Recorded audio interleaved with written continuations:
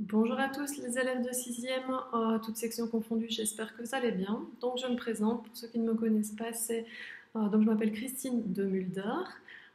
Je suis orientatrice, je ne sais pas comment on dit, mais voilà, pour le système belge. Donc on va parler du système belge, mais aussi d'autres caractéristiques des études supérieures en Europe qui pourraient vous servir par la suite. Donc je pense que c'est assez important ce que je vais vous raconter.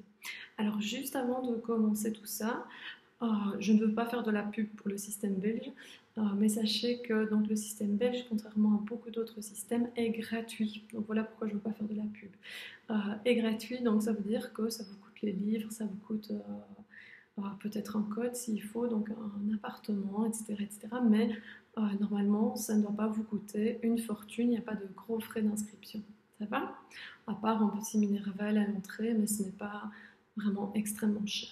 Ça, c'est une particularité du système belge. Une autre particularité du système belge, c'est que jamais on ne va vous demander vos notes en septième. D'accord?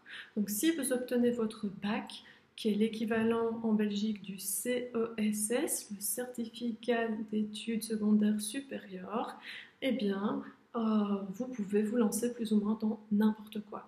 D'accord? Alors, quand je dis vous lancer dans n'importe quoi, eh bien, pour la plupart des métiers ou des formations que vous choisirez, pas des métiers, mais des formations que vous choisirez, eh bien, il n'y a pas de concours non plus. Donc, ça, on parlera plus tard de quelques formations dans lesquelles il y a un concours. Mais donc, ça veut dire qu'une fois que vous avez votre bac en poche, vous pouvez vous lancer plus ou moins dans n'importe quoi. D'accord? Alors là, je vais parler comme une biologiste, pardon, puisque je suis prof de bio pour ceux qui ne le savent pas. Il y a donc une sélection naturelle parce qu'il y a trop d'élèves en première année dans les universités belges, d'accord? Il y a entre autres beaucoup de Français, par exemple en vétérinaire, etc. Voilà, parce que justement il n'y a pas de concours d'entrée, parce que les frais sont moins élevés et que la formation est de très haute qualité. L'enseignement en Belgique est de très très haute qualité au niveau universitaire. Donc forcément, quand je parle de sélection naturelle, eh bien, les meilleurs élèves eh bien, sont sélectionnés pour la suite, alors que beaucoup abandonnent lors de leur première année, malheureusement. Alors quand je dis les meilleurs élèves, je ne devrais pas dire les meilleurs élèves, je devrais dire les plus motivés en général. Parce qu'on a remarqué que le facteur de motivation le facteur de réussite numéro un, c'était la motivation. Donc toujours aller en cours, toujours s'accrocher, toujours voilà. Parce qu'il y a des cours qui sont un petit peu rasoirs, j'ai envie de dire, en première année, justement pour favoriser cette sélection naturelle et donc voir ceux qui s'accrochent vraiment. Voilà. Alors je commence ma petite présentation PowerPoint, enfin petite si on veut, comme je le fais chaque année. Voilà, je suis désolée, je suis personne à risque, donc je préfère vous faire une vidéo que de venir sur place. J'espère que vous comprenez. Je vous remercie. Donc voilà, que faire après le système belge? Je vous enverrai le PowerPoint. Hein. Donc éventuellement, pardon, que choisir après votre S7? Bah, éventuellement des études en Belgique, pourquoi pas. On va se voir quelques pistes et quelques réflexions par rapport à cela.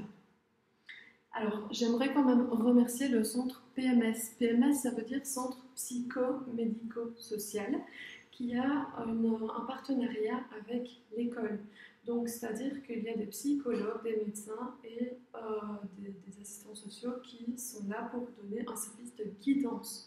Donc, si vous êtes perdu, si vous ne savez pas du tout ce que vous voulez faire, etc., vous pouvez toujours contacter le centre PMS pour faire un petit bilan de ce que vous aimez, de ce que vous n'aimez pas, si vous préférez travailler comme chef, si vous préférez travailler en équipe, etc. etc.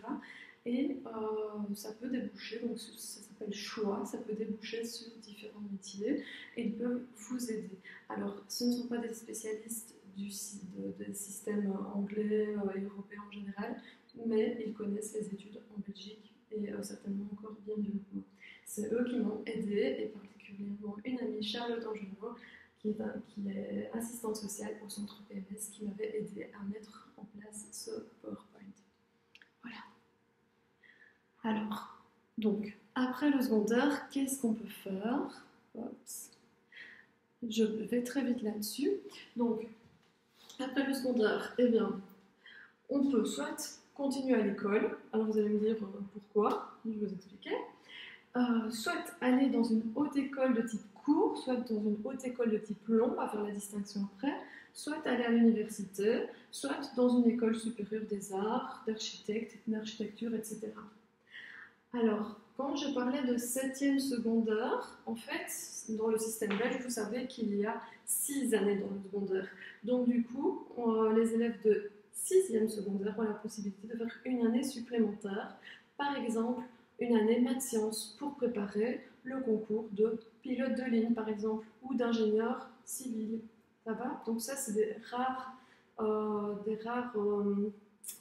métiers dans lesquels il y a un fameux concours. Ça va, donc pour ça, ça nécessite beaucoup de maths, beaucoup de sciences. Et si certains n'ont pas pris les sciences, n'ont pas pris les maths avant et qu'ils le regrettent, ils peuvent toujours faire cette année supplémentaire dans le secondaire. Voilà. Donc, je vais vous parler plus tard de l'université, des études de type long, des études de type court, etc. Travailler, alors je crois que ce n'est pas votre projet, a priori, de travailler directement, puisque avec votre bac en poche, vous n'avez pas de formation directe, malheureusement, donc il faudra certainement étudier davantage. Alors, alterner l'école et le travail, ça peut se faire. Je pense que ce n'est pas votre but premier, mais sachez quand même que l'IFA-PME, c'est un centre qui propose des cours supplémentaires, donc pour vous remettre à jour dans certaines branches, par exemple, en cours du soir, que vous pouvez toujours suivre. Par exemple, si certains n'ont pas pris une option comme ICT, etc., eh bien, vous pouvez vous former via l'IFA-PME. D'accord? Donc ça peut être intéressant pour ceux qui veulent connaître des langues, ou connaître l'informatique, ou avoir de nouvelles connaissances. Choisir une autre voie, la police, l'armée, l'aviation, ça j'en parlerai un tout petit peu plus tard. Je vais vous donner tout ce PowerPoint parce que je sais que c'est peu visible. Je vous en parlerai un peu plus tard parce que c'est des métiers un petit peu particuliers dans lesquels évidemment il y a une sélection aussi. D'accord? Et alors, partir un an à l'étranger, alors là, ça peut être une très bonne idée dans le cadre des projets du type Erasmus. D'accord? Donc Erasmus, ça veut dire qu'on est attaché à une université belge et qu'on est complètement payé par l'université belge pour aller passer une année, voire deux si ça se passe bien, à gauche, à droite, voilà, en Italie, dans l'Europe. D'accord? Dans les rangs générales. Ça peut aussi parfois sortir de l'Europe, mais voilà. Donc ça, c'est assez intéressant et je veux dire, il y a de plus en plus d'élèves qui se lancent là-dedans. En revanche, partir un an à l'étranger et faire des études comme ça sans être attaché à l'université, je ne sais pas si c'est une bonne idée. En tout cas, il faut vérifier l'équivalence des diplômes. C'est-à-dire que si vous faites une année de médecine dans un pays, il faut absolument vérifier que votre année de médecine sera validée après, à votre retour en Belgique, en Europe, peu importe. Ça va? Donc c'est ça que je dis, attention à l'équivalence des diplômes. Alors, voilà un petit diagramme qui montre, donc, qui a été fait par le CIO, le centre d'orientation donc, de Louvain-la-Neuve, qui vient normalement vous présenter chaque année. Désolée, cette année, en période de Covid-19, ça ne sera pas possible, mais qui vient présenter un petit peu ce système chaque année. Je vais essayer de vous l'expliquer de façon simple. Le CIO, sachez que c'est un centre de guidance, d'orientation, je vous l'ai dit, rattaché à l'université de Louvain-la-Neuve, et ils sont très très très performants pour vous aider dans vos choix. D'accord? Et aussi pour les étudiants qui se trompent, par exemple, qui trouvent qu'ils ont mal choisi leur première année, qu'ils ont été mal guidés, mal inspirés, etc. Ce centre essaye justement de les remotiver, de retrouver quelque chose qui peut leur plaire. Alors, voici pour les études en Belgique. Vous avez votre CESS. Le CESS, je vous ai dit, c'est l'équivalent du bac. Quelles sont les possibilités? Étudier à plein temps, je suppose que c'est cette proposition qui vous intéresse le plus, excusez-moi, soit via l'université, soit via une haute école, soit via une école supérieure des arts. Alors, les autres possibilités, se former autrement, eh bien, étudier et travailler, là ça devient un peu plus compliqué, mais on peut quand même avoir des formations supplémentaires. et des métiers en uniforme, armée, police, marine marchande, etc., etc. Donc là, pour ça, il y a des concours, évidemment. D'accord. Donc, par exemple, des concours physiques. Si vous entrez dans la police, il faut pouvoir courir, par exemple, un certain nombre de mètres en X secondes ou X minutes. D'accord. Donc pour ça, il y a évidemment, il faut avoir une bonne vue ou des choses comme ça, ou des caractéristiques physiques et intellectuelles parfois, qu'on va tester. Ça va, tout le monde ne peut pas rentrer comme ça. Voilà.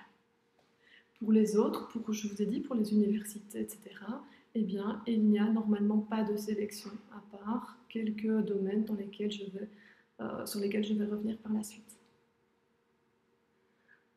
Donc, après le secondaire, eh bien, vous choisissez votre parcours d'études, votre orientation professionnelle.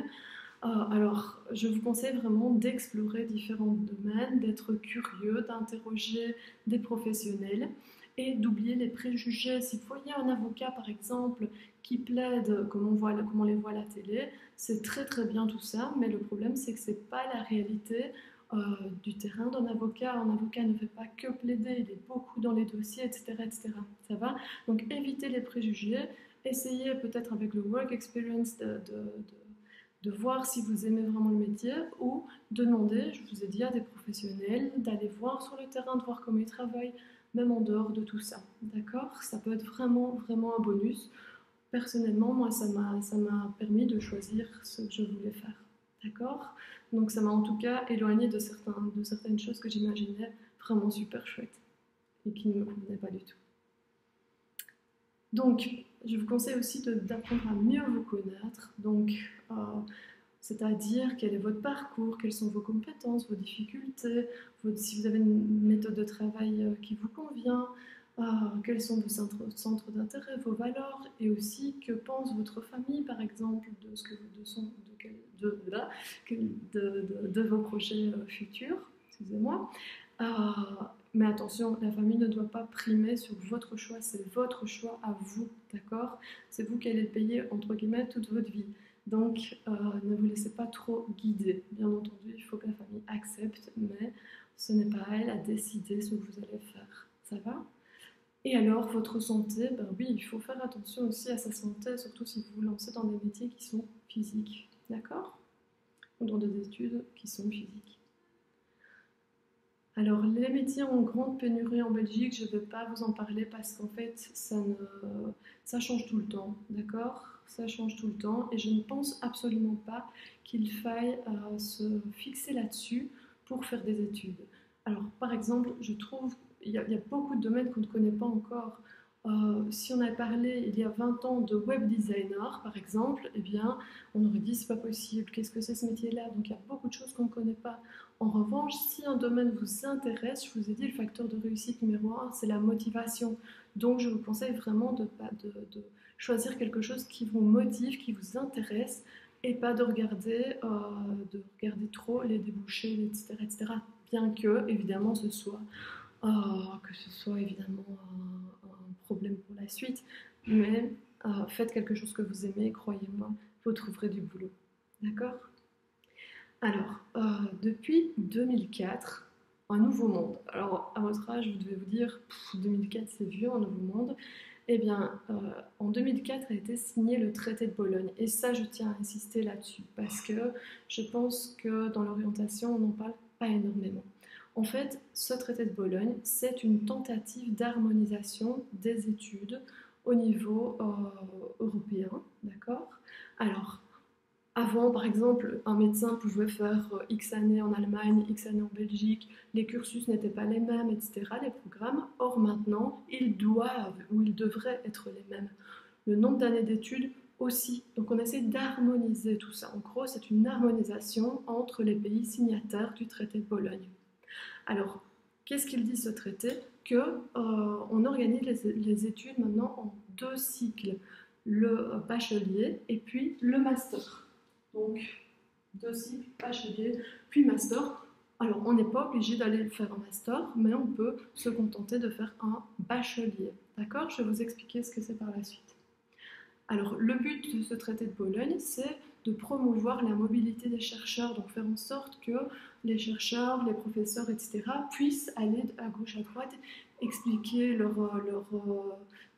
cours, d'accord, qu'il n'y ait pas d'incompréhension pour que tout soit harmonisé, que les chercheurs puissent utiliser le matériel d'autres chercheurs, etc., etc. Et aussi que les étudiants puissent, comme je vous ai parlé d'Erasmus, puissent aller faire une première année d'un côté, une deuxième année de l'autre, une troisième année de l'autre, etc., etc. Et pas en ayant des lacunes et de la matière non vue. Voilà le but. Donc le but, en gros, c'est d'essayer de pouvoir coopérer un maximum, de pouvoir évaluer la qualité, etc. Donc avoir un enseignement de qualité et harmoniser au maximum. Donc quand vous vous inscrivez dans une haute école, une université ou peu importe, vérifiez, s'il vous plaît, que cette haute école a bien signé le traité de Bologne. D'accord ? Parce que sinon, vous ne pourrez pas bouger d'une école à l'autre. Vous n'aurez pas l'équivalence des diplômes. Donc ça, c'est vraiment super, hyper important. Voilà, donc je vous ai dit à vérifier pour les signataires. Alors, en résumé, comment se passent les études en Belgique? Eh bien, accrochons-nous. Alors, on a 3 grands types d'études. Les études de type court, de type long et l'université. Ça va?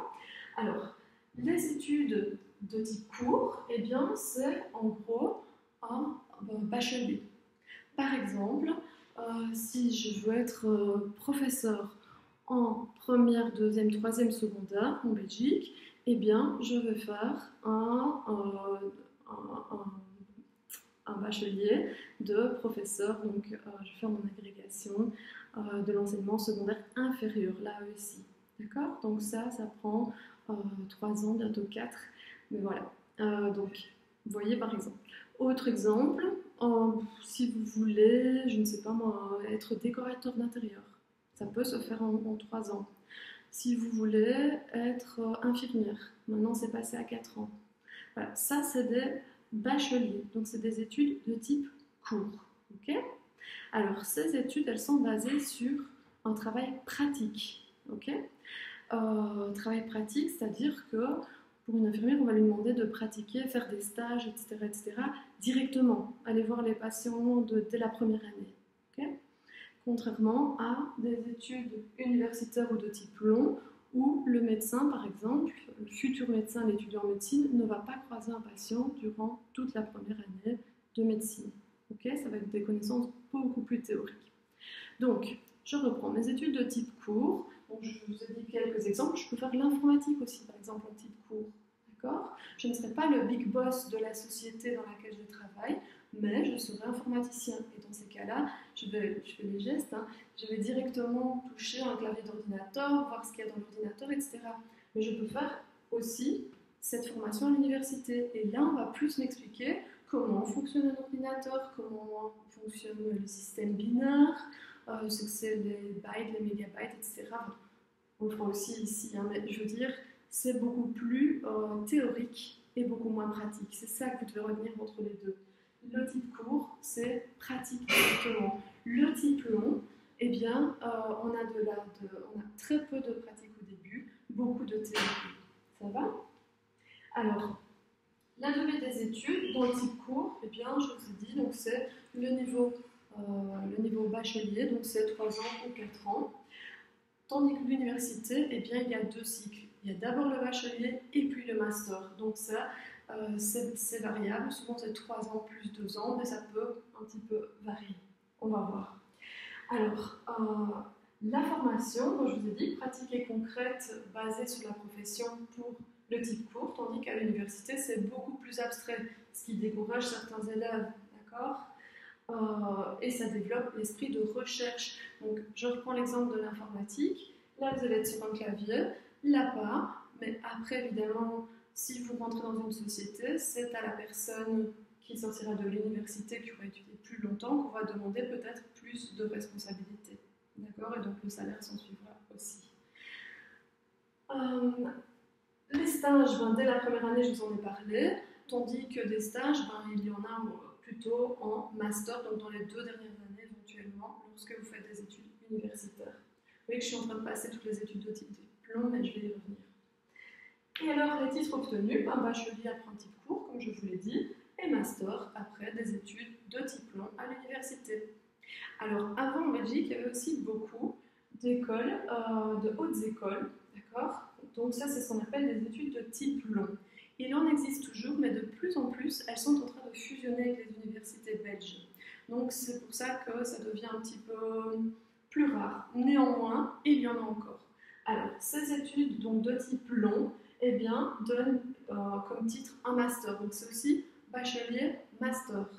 Alors c'est un petit peu, donc c'est tout à fait au niveau universitaire, d'accord? Donc vraiment c'est du poussé, c'est du solide.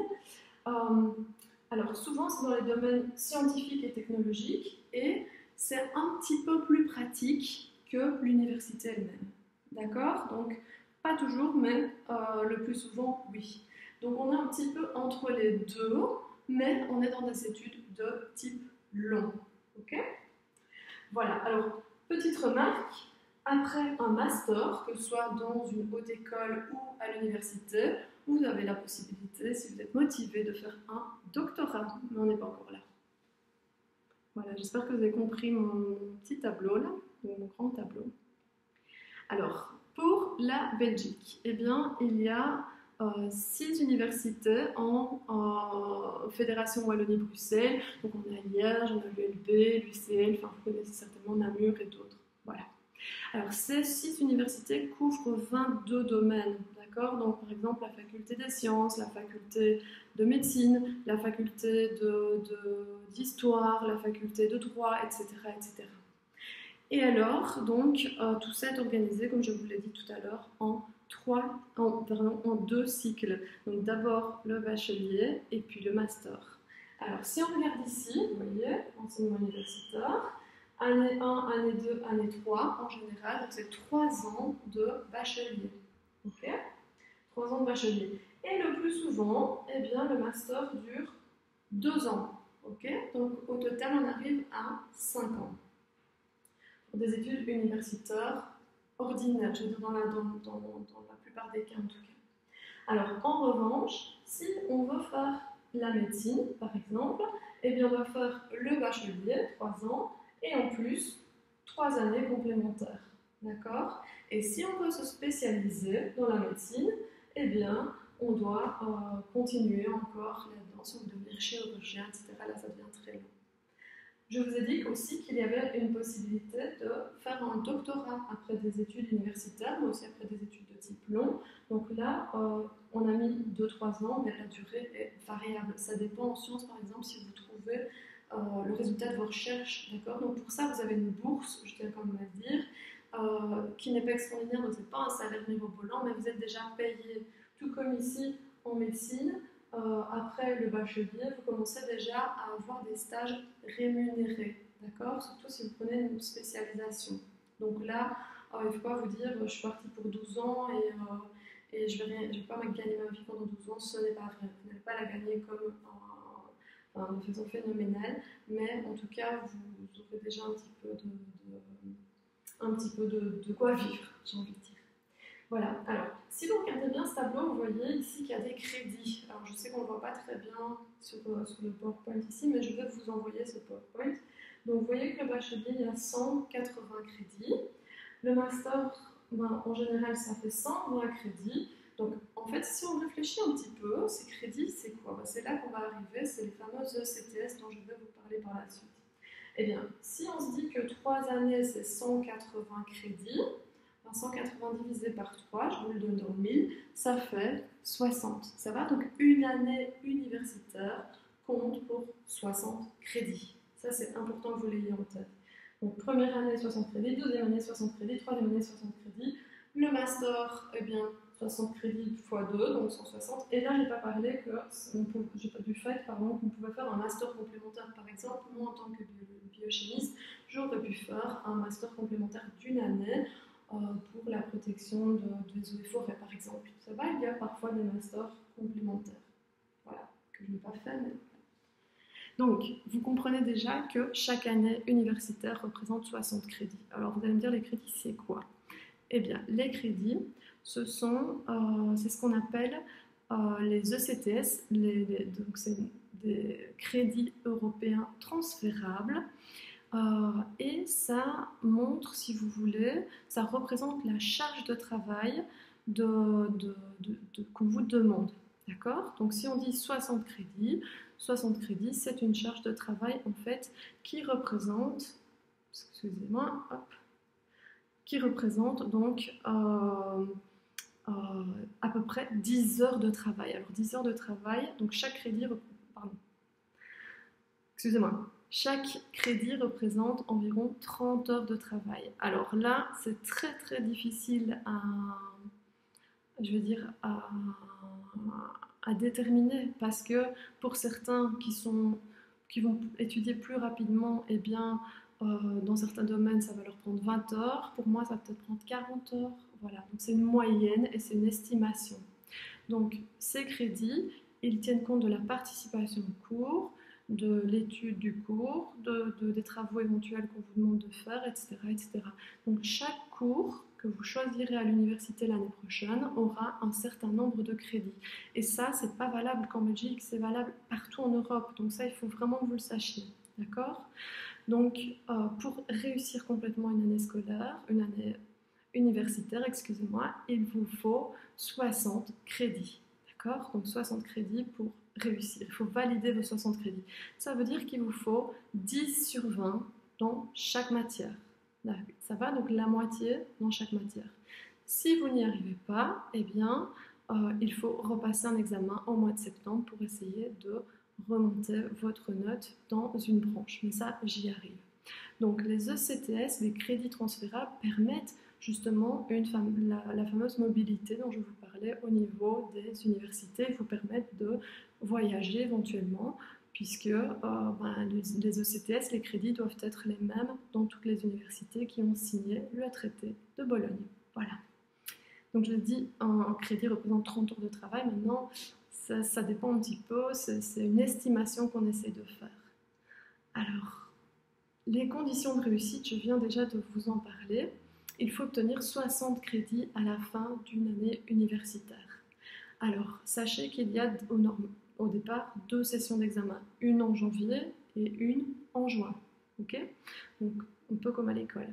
Donc, on a certains cours qui vont se donner avant le mois de janvier, donc pendant le premier semestre. Et dans ce cas-là, en général, on fait passer les examens au mois de janvier. Il y en a d'autres qui se donnent au deuxième semestre, donc on fait passer ces examens au mois de juin. Il y en a qui se donnent toute l'année, donc dans ce cas-là, c'est au mois de juin aussi. Alors juste une toute petite remarque, en Belgique maintenant, toutes les universités, au bout de 6 semaines de cours, font passer des faux examens, des examens blancs, si vous voulez, dans les matières importantes, et pour voir en fait si vous suivez ou vous ne suivez pas. En fait, c'est très très difficile de se rendre compte de ce qu'on vaut, oui, j'ai le mot sur la langue, voilà, de s'auto-évaluer, voilà, puisqu'il n'y a pas de test, il n'y a pas d'exercice, etc., etc. Donc c'est très difficile de se dire est-ce que je suis dans le bon ou est-ce que je ne suis pas dans le bon. Donc ces fameux examens, faux examens au bout de 6 semaines de cours, eh bien, sont très très très révélateurs de ce qui va se passer par la suite. Je vais vous donner mon exemple. Je suis nulle en physique, j'ai eu 4 sur 20 à ces examens du mois de novembre. Et croyez-moi, j'ai réagi et j'ai réussi la physique. Je n'aime toujours pas, mais c'est comme ça. Voilà, en revanche, j'avais des très bonnes notes en chimie, peu importe. Alors, donc, vous passez vos examens en janvier, en juin. Si vous réussissez tout, c'est magnifique. Vous avez vos 60 crédits, votre année est validée. Mais dans beaucoup de cas à l'université, il y a un cours qui passe pas ou 2 cours qui passent pas, ou plus. Et dans ces cas-là, on les repasse au mois de septembre. Donc on passe de super vacances d'été, vous pouvez l'imaginer, et donc on représente ces examens. Alors, une fois qu'on représente ces examens, donc la première note est complètement annulée et on tient compte de la deuxième note. Si vous avez réussi, eh bien, c'est validé, donc vos crédits sont validés. Ça va? Donc avec une année de 60 crédits, eh bien, vous passez dans l'année suivante. Alors maintenant, il y a un nouveau système, nouveau depuis quelques années maintenant, c'est qu'une réussite partielle est possible à partir de 48 crédits réussis. Imaginez par exemple que vous fassiez des études, je vais prendre mon cas, des études en biologie. Moi, j'avais par exemple en première année un tout petit cours de psychologie, d'accord? Imaginons que j'ai raté ce cours de psychologie, ce qui n'est pas le cas. Imaginons que j'ai raté ce cours de psychologie. Arrêter mon parcours pour un tout petit cours comme ça, c'est un peu bête. Donc, en fait, avant on faisait une double inscription, maintenant plus. On peut passer en deuxième année, mais on porte le boulet de l'année suivante, donc c'est-à-dire que je dois représenter mon examen de psychologie, soit en janvier, soit en juin, et j'ai encore une autre chance au mois de septembre. Donc il faut vraiment réussir. Donc je vous ai dit, ça c'est une réussite partielle, ça peut se faire à partir de 48 crédits. Sinon, vous êtes refusé en tout 48 crédits réussis. Alors, juste une chose, il faut vraiment faire attention, comme je l'écris dans le PowerPoint ici, aux effets pervers de ça. Pourquoi? Réfléchissez 2 secondes. Si je me lance dans la physique, par exemple, et que j'ai un énorme cours de mathématiques qui vaut 12 crédits, j'ai tout réussi sauf le cours de maths, je n'y comprends rien. D'accord? Et je vous parle de ça parce que je connais quelqu'un qui est passé par là. Eh bien, dans ces cas-là, il a recommencé son année. Pardon, il est passé en deuxième année en reprenant ses cours ce fameux cours de maths de 12 crédits, qu'il a encore raté. Or, il a réussi tous ses cours de deuxième année. Donc, il se retrouve en troisième année en ayant toujours ce cours de maths raté. Et finalement, voilà, donc échec et maths, c'est un peu trop. Donc il faut vraiment réfléchir à est-ce qu'on recommence une année ou est-ce que c'est un petit cours qu'on a raté, un ou deux petits cours, ou est-ce que c'est un gros cours, est-ce que c'est trop complexe? Voilà, dans ce cas-là, il vaut mieux recommencer carrément son année. Voilà. Alors, je vous l'ai dit, un programme annuel compte 60 crédits. Et sachez qu'il existe toujours des possibilités de passerelle. Donc, si vous ne vous plaisez pas à l'université, eh bien, que vous trouvez ça trop théorique, vous pouvez essayer, par exemple, si je prends kiné, on peut faire kiné à l'université ou kiné en type cours. Donc, ça va être de nouveau, je vous l'ai dit, un plus pratique, etc. si on fait de type cours. Si vous trouvez que kiné, c'est on fait trop de physique, les leviers, les forces, etc. Eh bien, si vous réussissez votre année, vous pouvez faire une passerelle vers un type court. Alors, ça ne veut pas dire que vous passerez en deuxième année de suite, mais peut-être en deuxième année avec quelques cours à revoir et d'autres cours en moins. Vous voyez ce que je veux dire? Donc ça, c'est vraiment intéressant. Et inversement, si vous trouvez que le type court est un peu trop facile pour vous, que ce n'est pas assez approfondi au niveau des connaissances, vous pouvez aussi aller vers du type long ou donc vers l'université en vous disant j'aurai certainement certaines choses à récupérer. D'accord? Voilà. Mais par contre, les étudiants qui font ça sont hyper doués généralement en pratique. Je parle par expérience, en pratique labo par exemple, ils étaient fabuleux alors que nous on était en train de trembler devant nos expériences. Voilà. Donc ça peut être une très très bonne, c'est souvent des très très bonnes formations. Donc biochimiste par exemple, on peut le faire en type court et en type long. La seule différence, eh bien, ce sera le salaire par la suite. Donc est-ce qu'on va être exécutant ou est-ce qu'on va être chef en gros? Alors, je vous ai mis dans le PowerPoint que vous savez très mal voir derrière moi, à mon avis, un exemple, ingénieur civil.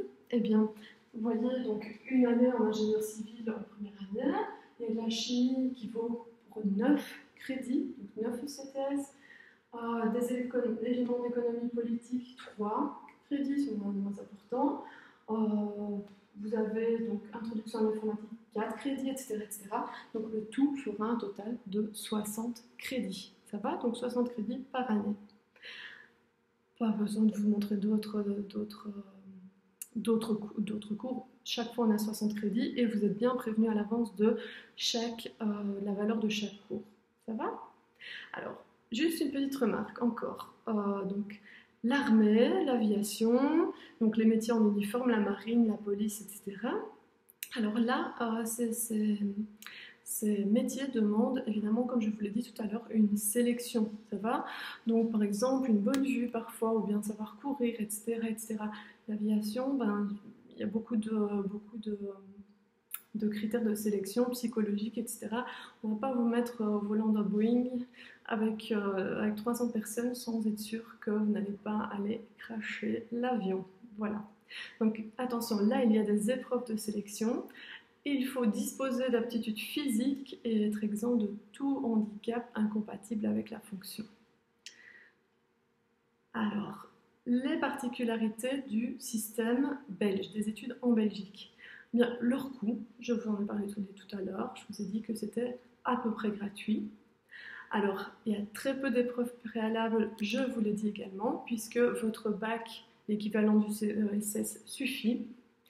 Alors, vous pouvez, oui, ça j'ai oublié d'en parler, vous inscrire aux cours préparatoires, donc des cours préparatoires qui se donnent à la fin du mois d'août en général, fin août, début septembre, pour voir un petit peu, donc ça dure une semaine, c'est pour voir un petit peu si vous êtes à l'aise ou pas à l'aise dans la matière, d'accord? Et ça c'est vraiment très très très important je pense. Moi personnellement ça m'a fait changer d'université. J'ai été suivre les cours préparatoires dans une université et je me suis dit non, je ne veux pas rester là-bas. Ça va? Donc vraiment, ça peut vous dire je comprends rien, ça va pas du tout, ou bien je suis vraiment à l'aise et ça me plaît. Ça va? Donc je vous conseille vraiment d'y aller. Ça coûte peut-être maximum 50 euros, d'accord? Donc vraiment, n'hésitez pas.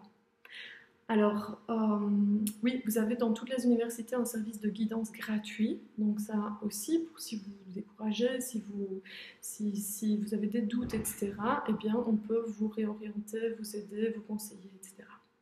Alors, je vous ai parlé déjà des examens partiels, donc des faux examens, des examens blancs qui ont lieu après 6 semaines de cours et qui sont vraiment super pour pouvoir s'auto-évaluer. Voilà, le mot est venu tout seul cette fois. Et alors, plus généralement, sachez que les études belges sont de reconnaissance mondiale, vraiment, au niveau de la recherche et au niveau de beaucoup de choses, d'accord? Beaucoup plus qu'on ne croit. Donc, vraiment, les médecins belges, les vétérinaires belges, les chercheurs belges sont cherchés, recherchés, volés par des pays. On dit la fuite des cerveaux, mais c'est vrai, c'est vraiment vrai. Et je connais beaucoup de chercheurs avec lesquels j'ai travaillé qui sont maintenant aux États-Unis, payés comme des princes, et reconnus puisque chercheurs belges. D'accord? Donc on sait que le niveau en Belgique est très élevé. Alors, les conditions d'admission. Donc, pour les métiers en uniforme, je vous ai parlé des conditions spécifiques. Alors, pour l'école des arts, les écoles des arts, il y a aussi des concours spécifiques, puisqu'on ne s'inscrit pas en art si on ne sait pas dessiner, si on ne sait rien faire. Donc, parfois, il y a un espèce de portfolio à présenter. Ou bien des examens voilà, où on montre qu'on s'est dessiné, etc., etc. Donc ça, il faut vraiment voir avec chaque haute école. On est dans le cas de hautes écoles. Et alors, à l'université ou dans les hautes écoles, les études d'ingénieur civil, d'ingénieur architecte, eh bien, il y a un concours, d'accord? Donc, il y a un concours qui se donne en juillet, un autre en septembre, pour donc vous donner l'opportunité de rentrer dans ces deux types d'études. Donc là, c'est un des rares cas, ce sont deux rares cas en Belgique où il y a un fameux concours. Et ce concours demande beaucoup de mathématiques et de physique. Donc voilà pourquoi certains élèves font une fameuse 7e secondaire, donc une secondaire après la 7e pour se préparer à ce type de concours, ou bien pour maintenant la médecine, puisqu'il y a un nouvel examen d'entrée, et aussi par exemple pour être pilote de ligne. Alors, je vais revenir à la médecine. Médecine et dentisterie maintenant. Alors, la médecine et la dentisterie ont depuis quelques années, depuis 3 ans maintenant, je pense, un examen d'entrée. Et donc, cet examen d'entrée porte sur la biologie, la chimie, la physique et aussi l'éthique, la compréhension, etc. Il y a des cours pour préparer tout ça. Alors, parce que l'éthique, on ne voit pas ça en classe. Mais si vous voulez faire médecine ou dentiste, en général, il faut avoir choisi bio 4, chimie 4, physique 4. Voilà, ça, je préfère vous le dire de suite parce que l'examen d'entrée est assez difficile. Alors, souvent, les élèves qui sortent de E, B3 le réussissent, donc super. réussissent les parties scientifiques, mais parfois pas la partie compréhension, étonnamment. Donc pour ça, il y a des tuyaux, il y a des trucs, il y a des... Voilà. Donc ça, je peux toujours vous mettre en contact avec des élèves qui ont passé ce type d'examen. Voilà. Alors oui, l'examen se donne au mois de juillet, normalement début du mois de juillet, c'était normalement le jour de la proclamation cette année, pas de chance, mais ça a été reporté à cause du Covid-19 et sachez qu'il y a une deuxième session aussi au mois de septembre qui risque d'être reportée au mois d'octobre. On va voir ça. Alors, pour les étudiants non résidents, alors non résidents, ça veut dire que vous n'habitez pas en Belgique. Ça va? Si votre adresse officielle est en Belgique, il n'y a pas de souci, vous n'êtes pas concerné, d'accord? Si votre adresse officielle est en Belgique. Alors, il y a des quotas. Si vous ne résidez pas en Belgique, il y a des quotas pour limiter le nombre d'étudiants en Belgique, parce qu'il y en a beaucoup, comme je vous ai dit, qui viennent de France notamment, pour étudier en Belgique, parce que c'est gratuit, parce que ceci, parce que cela, et parce que ce sont des études de qualité. Donc, par exemple, dans les études de kiné, donc kinésithérapeute, logopédie, médecine vétérinaire, donc vétérinaire, eh bien, il a fallu mettre un quota d'élèves parce qu'il y avait énormément d'élèves non résidents, donc il a fallu mettre des quotas. Et aussi pour les études de type court, logopédie aussi, qui peut se faire en type court, l'audiologie, donc l'étude des oreilles, et bien pour ça, si jamais il y a trop d'élèves non résidents, eh bien on va tirer au sort. Ça va pour limiter, parce que les auditoires ne sont pas extensibles. Voilà, pour limiter le nombre de places. Mais si vous habitez en Belgique, j'insiste, vous n'êtes pas concerné par tout ça. Donc, quelle que soit votre nationalité. Donc, mon conseil serait domiciliez-vous en Belgique avant de vous inscrire. Voilà. Les inscriptions peuvent se faire même très tardivement. Hein. Il n'y a pas de stress pour le système belge. Vraiment pas de stress. Il ne faut pas se préparer un an à l'avance. Voilà. Si vous inscrivez au mois de septembre, comme moi je l'ai fait, c'est toujours bon. Ça va? Voilà. Alors, sachez quand même que le Forum propose des formations. Si vous ne trouvez pas d'emploi en sortant de vos études, mais là je vais déjà plus loin, des formations spécifiques dans différents domaines, voilà, qui sont complémentaires et qui peuvent vous aider à trouver un emploi vraiment, parce que certaines firmes font appel au Forum en disant je cherche quelqu'un qui sait faire telle ou telle technique dans tel domaine, ça va? Et donc s'ils ne trouvent pas, eh bien, donc le Forum organise la formation appropriée et les meilleurs candidats peuvent passer une audition pour avoir le boulot. Voilà. Alors au niveau des méthodes de travail, eh bien, je partage avec vous quelques sites internet qui ont de bons conseils, notamment Starting Block, d'accord, ou bien Cognation.org. Alors, je vous conseille aussi les cours préparatoires en septembre. Je vous dis, si vous étudiez en Belgique, c'est nécessaire. Et même si vous allez ailleurs, essayez. Comme ça peut vous donner une idée, d'accord, de ce que sont ces fameuses études, celles que vous avez choisies, et voir si c'est vraiment le domaine dans lequel vous voulez travailler. Et je vous ai dit, n'hésitez pas à faire appel au service de guidance des universités ou des hautes écoles. Alors, il y a le site du SIEP qui explique, donc le SIEP c'est écrit S-I-E-P, d'accord, qui explique un petit peu les métiers, donc ça c'est vraiment un site très très bien fait, qui explique les métiers, qui donne des témoignages, qui dit la durée d'études, qui dit à peu près les salaires, etc. etc. Donc c'est vraiment très très très intéressant de se rendre sur ce site une fois que vous avez un métier en tête ou un type d'études en tête. D'accord? Comme je vous dis, il y a des témoignages de personnes en plus, donc c'est vraiment intéressant. J'ai pris ici derrière moi l'exemple d'une infirmière accoucheuse, mais il y a vraiment tout. Donc voilà. Alors, n'oubliez pas que le PMS, je vous ai dit, est là pour vous guider dans vos choix, que moi aussi je suis là pour vous aider. Je ne suis pas une professionnelle de l'orientation, je me répète, mais je peux prendre contact avec des universités, poser des questions pour vous, etc. etc. Ça va? Il y a souvent des élèves étrangers de section linguistique autre que la section francophone qui demande s'ils ont besoin de passer un examen de langue. La réponse est non. Si vous maîtrisez bien le français, eh bien, l'école peut vous remettre un certificat de langue. D'accord? Et dans ces cas-là, vous n'avez rien à présenter de plus. C'est juste pour s'assurer que vous n'allez pas arriver à l'université ou dans une haute école et ne rien comprendre. Ça va? Donc c'est un peu une formalité, mais il faut y penser, donc demandez toujours ce certificat à l'école. Au pire du pire, si on ne vous le donne pas, vous passerez un examen de français assez basique. D'accord? Mais je n'ai jamais entendu d'élèves pour qui ça posait problème. Voilà, je vous rappelle que donc, je suis là pour vous aider, le PMS, le CIO, d'accord?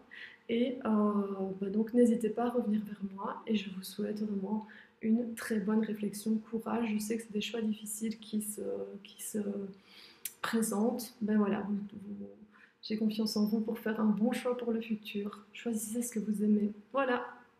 Bon courage, bonne chance. N'hésitez pas à me contacter. Vous avez mon mail demuldch@teacher@rsc.eu. Voilà. Bon choix. Courage à vous.